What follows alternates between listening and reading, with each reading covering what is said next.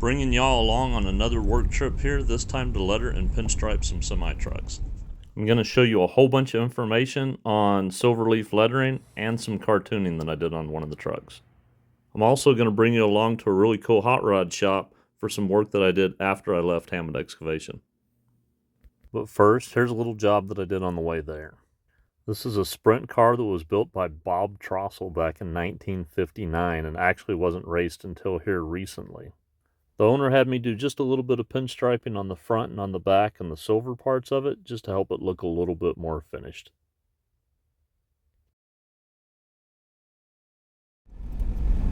Alright, we're rolling up on Hammond Excavation here.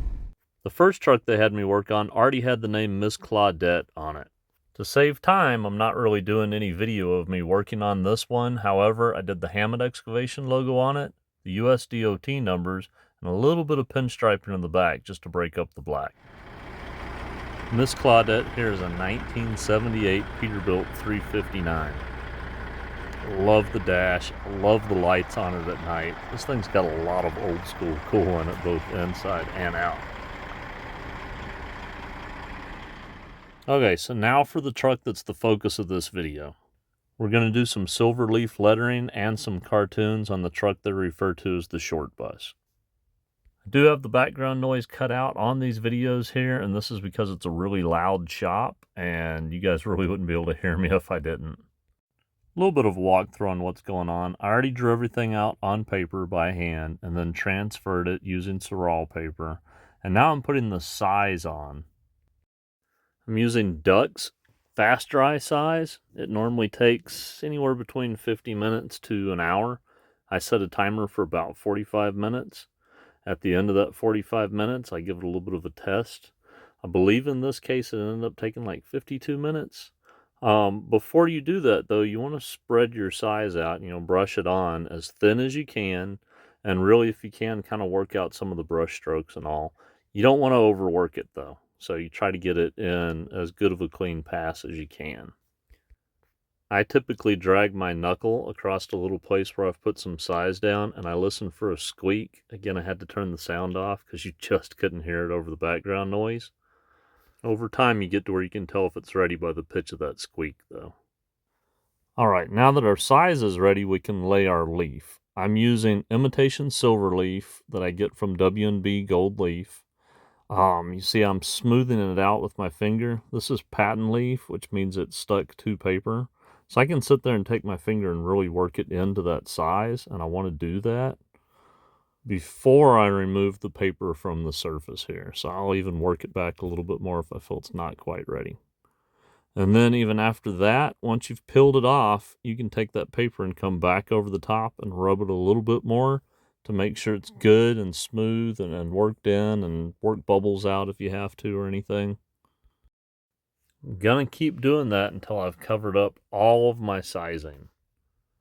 And when I peel that paper off, I can keep that piece of paper that still has leaf on it and use that leaf to go over the next part of it, which is what I'm doing here.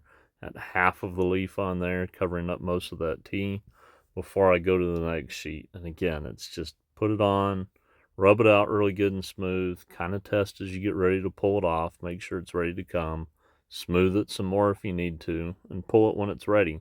And if you notice, whenever I pull it, I'm usually kind of rolling it back and pulling it gently, because if you go too fast, you can kind of rip that leaf back out of the size. Not to really worry about, because you can go back and take, again, one of your papers that still has some leaf on it and go over the top of that and fix the holes. The next step is to take off all the excess leaf. I'm using a cotton ball, or I use a brush. I'll use both in this just to show you guys, but I'm also using a shop vac. I'm in somebody else's shop, and as I take this stuff off, it'll fly everywhere, but if I can have that shop vac right underneath it, it's going to catch all the extra, so it's not floating around the shop, and who knows, getting inside of an engine, or I can't even imagine what kind of problems it would cause. So here's that brush, sort of does the same thing, might be a little bit softer, but I'm trying to get all the excess up, and if there's little areas where it's kind of up a little bit, I'm also pushing that down and rubbing it back into the size. Okay, so here's a quick tip for you. You can take a piece of tape, roll it around your fingers, to make like a double-sided tape piece, and use this to get all the little bitty pieces of leaf that stick to the surface that won't come off with the brush or the cotton ball. You're just going to tap where they're at and pull them off, being careful not to tap the leaf that you want to leave for your letters.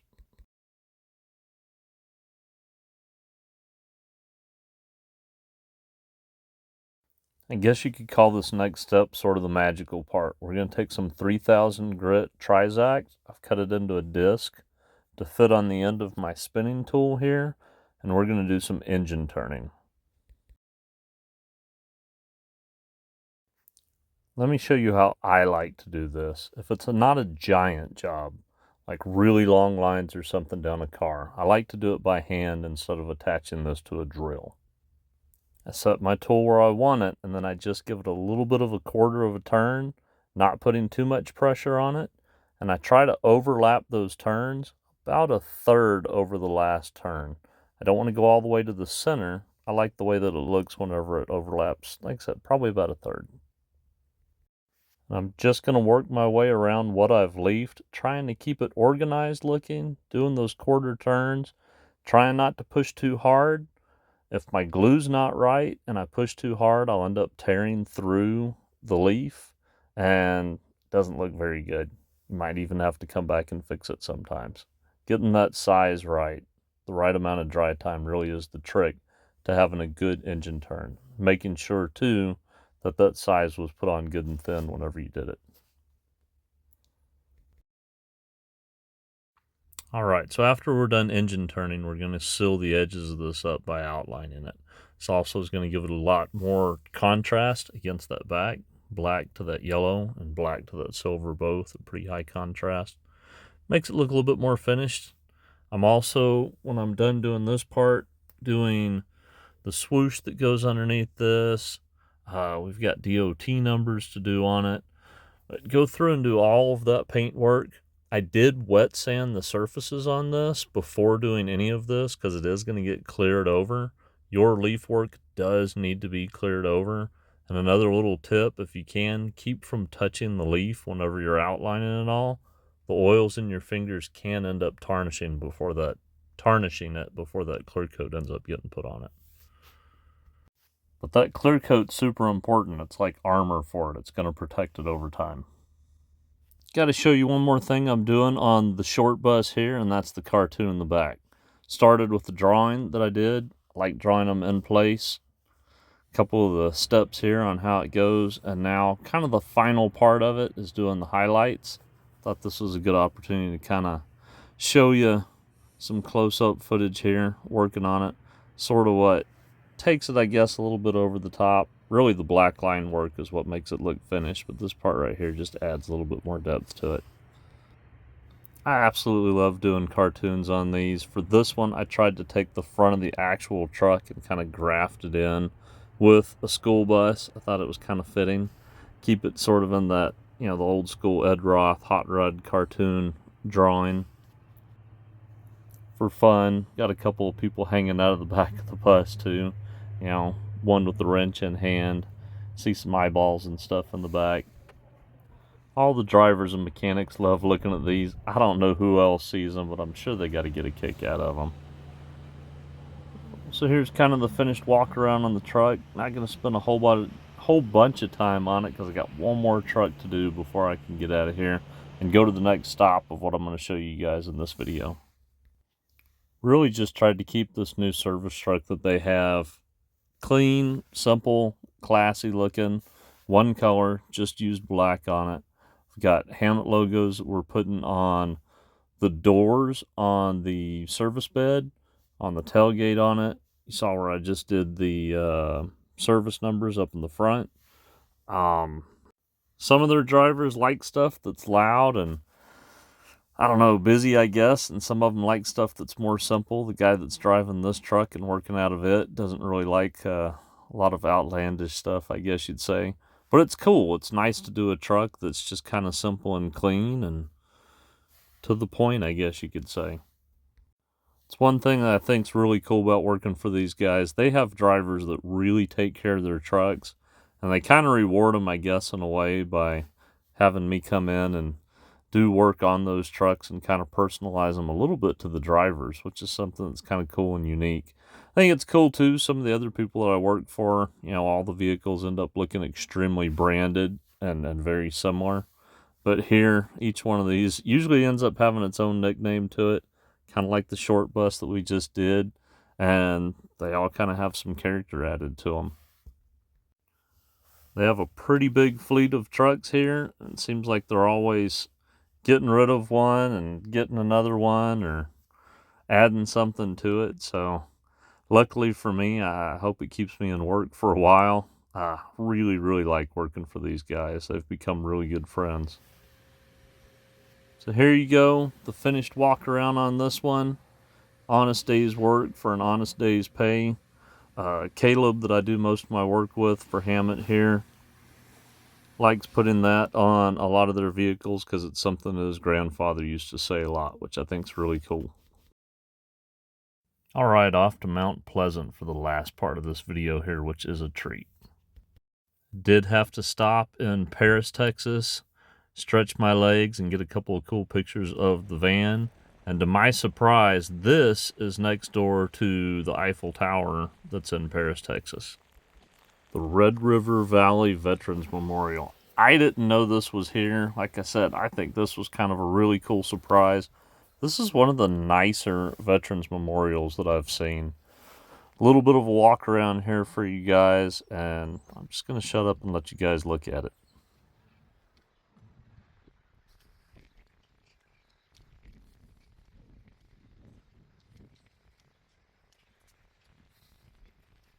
If you're near Paris, I think this is really worth the visit. This is great. Had to turn around and I guess rubberneck to come look at this cool stuff that I see on the side of the road here on my way to Mount Pleasant.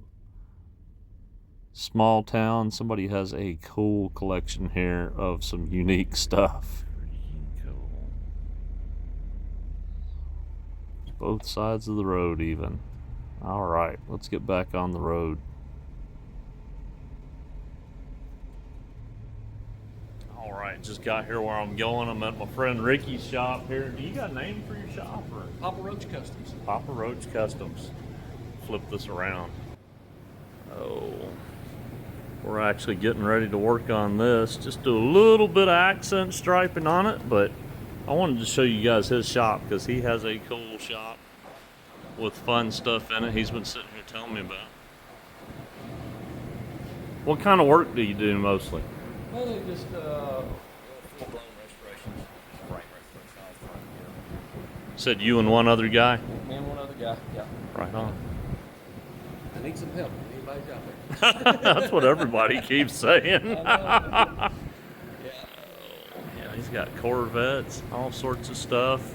I'm excited about his little Ranger over here, but I won't tell you what he said he's doing to it. Oh, it's a little rat rod, and it just goes back. I don't know if he wants me showing you the whole place. Well,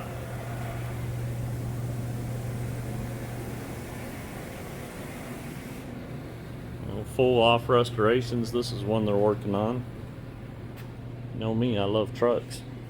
I don't want to take up a whole lot of time here, though. I want to get to work, but I just figured I'd show you guys. This is pretty neat. Anything you want to tell people? I don't know.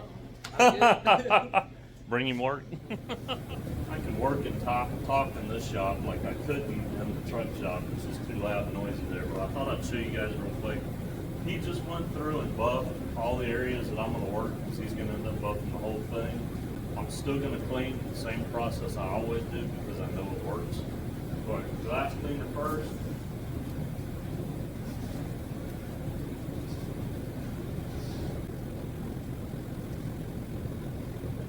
Notice I always fold my cloth into quarters. So I can now go to the other side. We'll put this away and I'm going to get my wax and grease remover. Fold my paper towel into quarters again.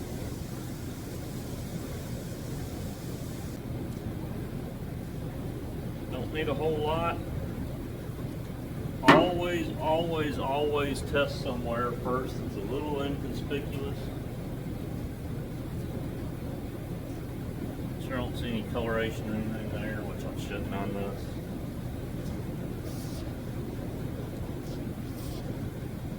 Trying to keep it off the chrome. Aluminum or anything we got. And we're just going to do real subtle stuff on this one, just as an accent color. Oh, I used this side to clean back there, so I'm flipping it over to this side.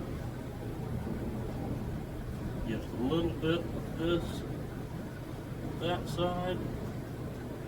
Open it up, get me a new side.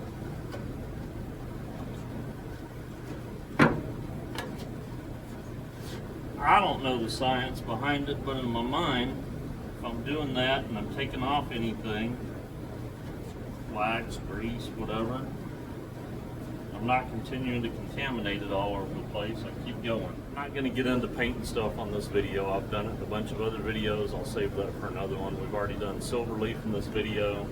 Showed you guys a little bit about prep work, and I'm going to go ahead and get to work, and we'll see what it looks like when it's done. So this is one of those jobs that I squoze into this trip because Mount Pleasant's, I think, almost 4 hours away from me, and it's a little bit closer to where I was, and they're trying to get this truck ready for the Good Guys show that's coming up here in a few weeks, just north of Fort Worth at the Speedway. Ricky's a really good guy, does great work.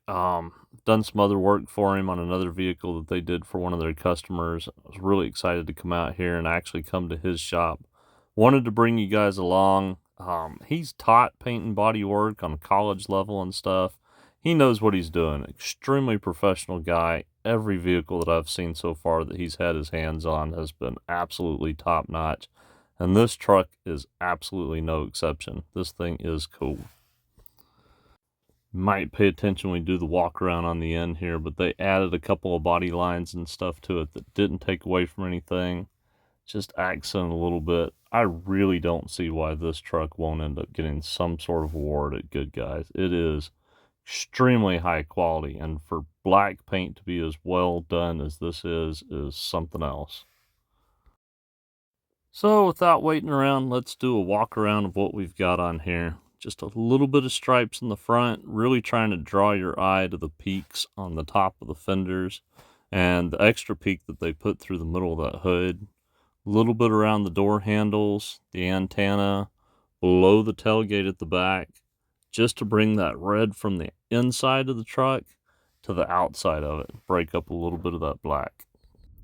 Alright, hope y'all enjoyed this video. I am on my way home. It's been a really long week of working here, mostly 12 to 18 hour days. So hope you guys had a good ride along with me on this one. If you like this video, click on one of the other two that pop up, and as always, please hit subscribe, hit the like button, share it with your friends, send me messages, let me know what you guys think, and if you have any questions. Till the next one, y'all have a good day. Bye.